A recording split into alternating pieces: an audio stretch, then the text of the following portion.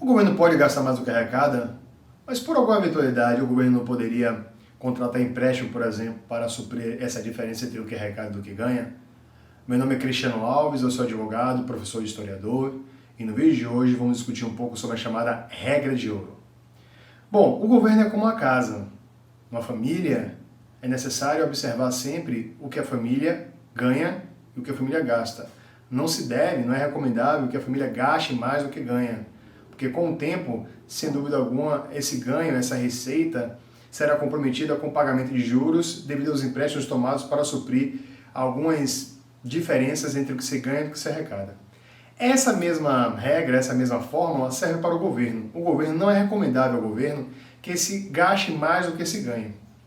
Mas e se por acaso o governo precisar gastar mais do que ganha para, por exemplo, fazer investimento? É possível? É.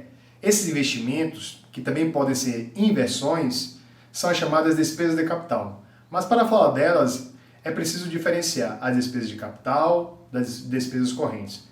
As despesas correntes são aquelas despesas voltadas para a manutenção corriqueira, diária, periódica do serviço público, visando a não interrupção do serviço público por falta de insumos, por exemplo. Também aquela despesa com salário do servidor.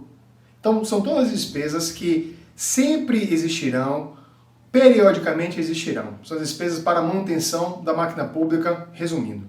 Já as despesas de capital, como é o objeto, como é o ponto fundamental aqui nesse vídeo, essa despesa de capital se refere a investimentos e inversões. Por exemplo, se o governo decidir construir um hospital, isso é investimento.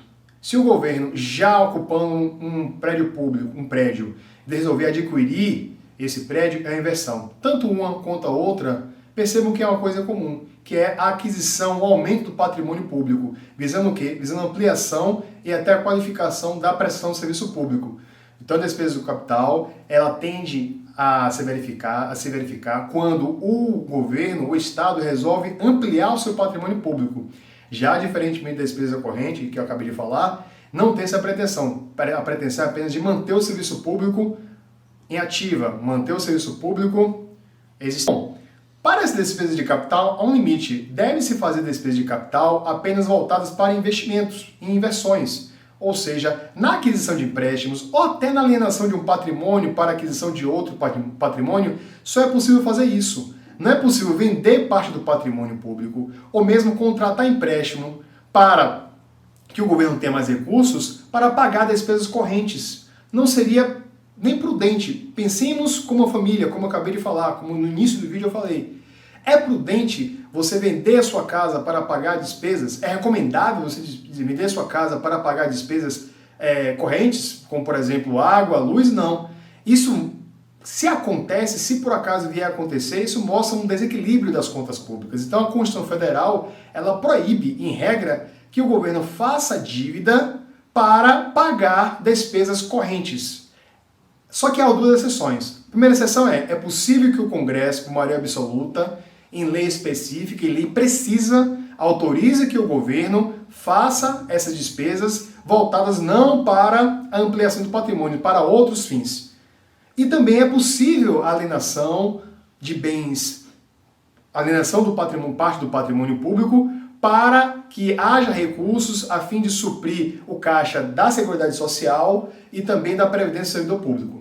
Bem, era isso que eu queria falar para vocês, um assunto bem importante, um assunto que me parece bem salutar nesse momento que nós estamos passando de tantas mudanças na despesa, nos gastos públicos em virtude da pandemia. E eu espero que tenha ficado claro. Se não ficou, por favor, comente aqui embaixo, compartilhe esse vídeo. Se não é inscrito, se inscreva e agradecer a todos que assistiram. Muito obrigado.